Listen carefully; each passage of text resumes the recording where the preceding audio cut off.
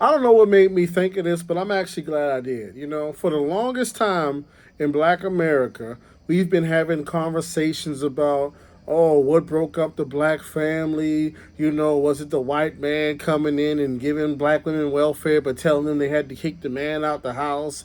You know, there's been so many different theories about, you know, what's the cause for the breakup of the black family. But when you really sit back and think about it, it's really simple, it's really obvious, and it's really not based on any outside group or party doing something intentional to set the black. It's not none of that. It's very simple. Let me tell you what broke up, or what's the cause for the decline in, you know, black family, black marriage rates, black two-parent households. It is very simple. It's freedom. That's the cause. That's the bad guy. That's the culprit. It's freedom. And let me break that down for a quick second. What you have to understand is that when people have more options to do more things, their tolerance level decreases. When more things become socially acceptable, people tend to tolerate less and push boundaries. And that's all that's going on. And it's not just in the black community, it's really in America overall. Now, it happened with us first in the most extreme, and I have a theory on that. The reason why it's the most extreme with black people is because of black people's history in this country. Like, if you look throughout the history of this country, black people were the most oppressed, right? They were the most oppressed. So the group of people who are the most oppressed are going to be the group of people who run towards extreme freedom or just freedom the fastest and in the most extreme way. And so that's why it hit us first and the hardest. But it's making its rounds to everybody. So let me break this down. Families are breaking up or not staying together or not being formed in the first place. Marriage rate is going down, divorce rate is going up, and all these other kinds of things because people have freedom. What do I mean? What I mean is, first you got to talk about women, right? Women have over the course of several decades now garnered more and more abilities and freedoms and venues and ways to make their own money, to support their own selves, to get their own education, to start a business, to start a career, to buy property, to own homes, to make money. That's freedom. And so with freedom, what they are willing to tolerate or accept in terms of a husband or a long-term partner or a family, you know, that kind of thing, the tolerance level goes down, the standards go up. Right? Because I'm no longer in a position where I need to be with a man in order to survive. I can make my own money. I can buy my own car. I can buy my own house. I can travel. I can do everything I want to do. As long as I got the hustle and the mentality and all that kind of stuff. So since I don't need you to survive, my tolerance level for what you may or may not do is a lot lower, and my expectations and standards are a lot higher. And it's the same thing for the men, right?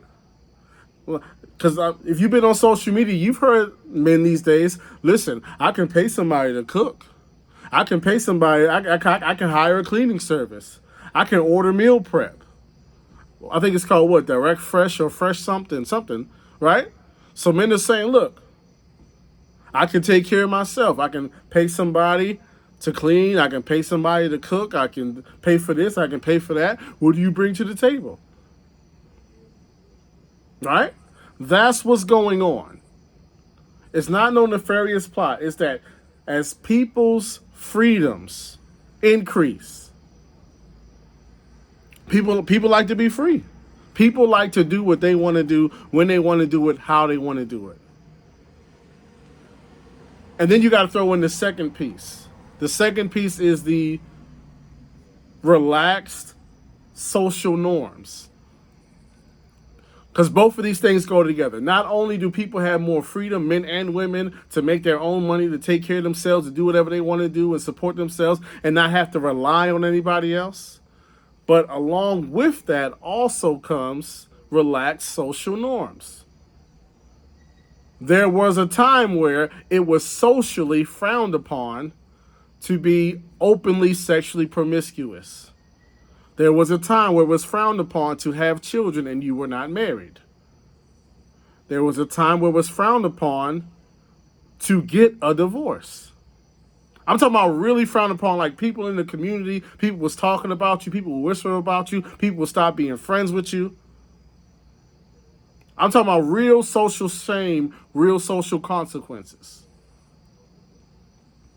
But right now, as we are in 2024, it is perfectly normal and acceptable to be as sexually promiscuous as you want to be, whether you're a man or a woman. It is socially acceptable to be with somebody, have kids with them, and then break up and then co-parent. That's perfectly normal these days. It's perfectly normal to get married, be together for some time, and then break up, get a divorce. That's perfectly normal. Matter of fact, people are having divorce parties these days. That's all that happened. It wasn't some extreme plot by somebody somewhere. That's not it. It's that people have the freedom to live the life how they want to live it. And they also have the social capital that whatever they want to do, they're not going to be shamed or cast aside or have to wear a scarf. Like, that's all it is. People are free to do what they want to do. And it's socially acceptable to do whatever you want to do. And so once you have a perfect storm like that, it makes perfect sense why a lot of people are choosing, not to be married, not to have a traditional family. Because you don't have to do it anymore. Not only do you not have to do it out of necessity, but you don't have to do it socially. And so that's just what it is. We're in an environment now where, doing what you want to do is in. And it's feasible. That's all it is. Don't read too much into it.